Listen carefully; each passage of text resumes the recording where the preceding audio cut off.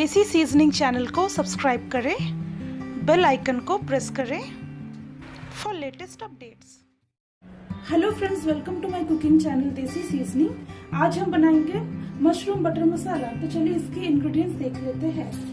Half kilo mushroom cut किए हुए, tomato ketchup 1 teaspoon, 5 green chillies, कुछ धनिया के पत्ते, नमक स्वाद अनुसार, 100 ml fresh milk cream, 4 tablespoon काजू का paste, 2 tablespoon ginger garlic paste, 1 tablespoon Kashmiri red chilli powder, 1 teaspoon turmeric powder, 1 tablespoon कसूरी मेथी, 2 सिनेमन, 1 मेस, 3 क्लोव्स और 8 इलायची, 3 मीडियम साइज प्याज कट किया हुआ, 3 मीडियम साइज टमाटो कट किए हुए, बटर 2 टेबलस्पून और रिफाइंड ऑयल। सबसे पहले गैस ऑन करते हैं और इस कढ़ाई को गरम करते हैं। कढ़ाई गरम हो गया है, अब हम इसमें 1 टेबलस्पून रिफाइंड ऑयल डालेंगे। तेल गरम हो गया, अब हम इसमें ये साबुत मसाले फ्राई करेंगे। इसे 1 मिनट के लिए फ्राई करते हैं मीडियम फ्लेम में। अब हम इसमें ये कटा हुआ प्याज डालेंगे और इसे पिंक होने तक फ्राई करेंगे।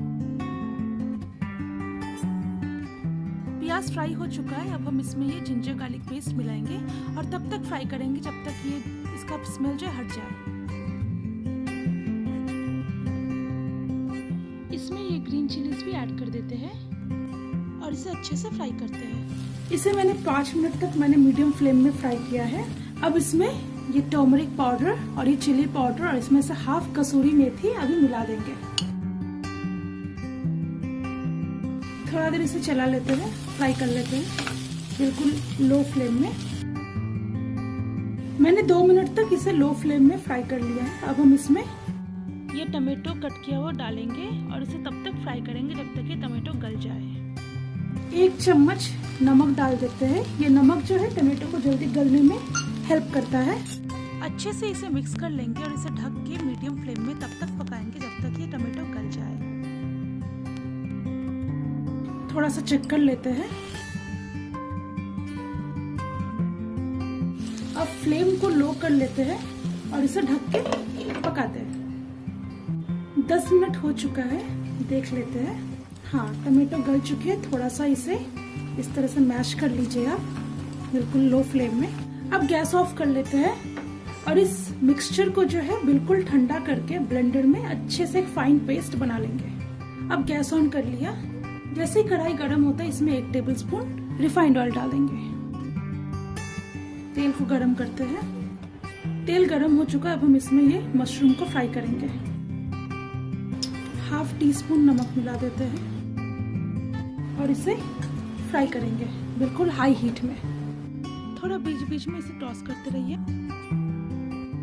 ये मशरूम जो है अभी पानी रिलीज कर रहा है। जब तक इसका पानी पूरी तरह से ड्राई हो जाएगा तब तक इसे फ्राई करते रहेंगे हाई हीट में। ये मशरूम जो है फ्राई हो चुका है। अब हम ये मसाला का जो मैंने पेस्ट रेडी किया इसे मैं छानूंगी। मसाला को छानने के लिए इस तरह का एक बर्तन ले लीजिए, स्ट्रेनर। इसको एक बड़े बर्तन के ऊपर रख दीजिए और इसमें ये मसाला जो है डाल देंगे। इस तरह से चलाते रहिए मसाले को छानने के लिए। मसाला जो है ये छन चुकी है। अब ये जो चीज बचेगा इसे आप फेंक दें। अब हम इसमें ये मसाले का जो पेस्ट है उसको इस मशरूम में मिला देंगे।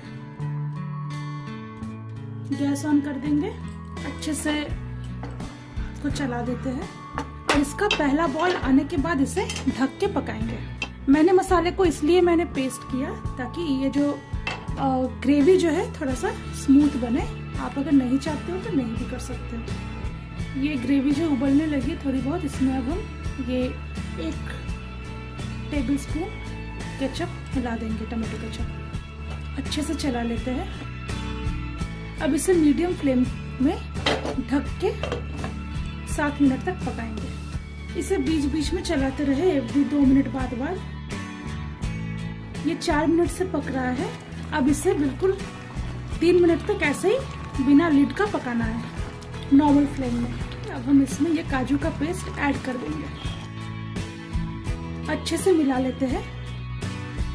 अब इसे मीडियम फ्लेम में ढक के 2 मिनट तक पकाएंगे। अब इसमें मैं ये मिल्क क्रीम को ऐड करूंगी। इसमें मैंने थोड़ा सा केसर ऐड किया हुआ, ये ऑप्शनल है। आधा मिल्क क्रीम अभी और आधा गार्निश के टाइम। ये कसूरी मेथी ऐड करूंगी इस तरह से, इसको मसल के। इसके बाद ये बटर को ऐड करूंगी, अच्छे से मिक्स कर लेंगे। आप देख सकते हैं ये ग्रेवी जो है बहुत ही क्रीमी हुआ है। इसका नमक चेक कर लेते हैं। थोड़ा नमक लगेगा, चला लेते हैं और इसको 2 मिनट के लिए ढक के लो फ्लेम में पका लेंगे।